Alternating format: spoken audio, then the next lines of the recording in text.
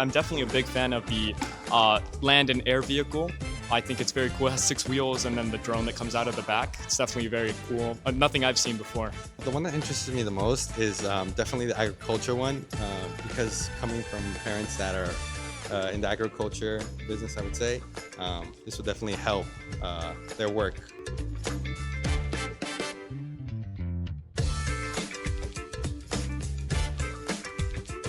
When I was a little kid, I found the concept of flying cars to be something that was going to be like 100 years in the future or when I wasn't alive. But the fact that I'm seeing it right now as still a relatively young person, it baffles me, and I enjoy seeing it in action. Coming to China really opened my eyes. Technology here is very advanced. I want to see a world where kind of replace Ubers with those.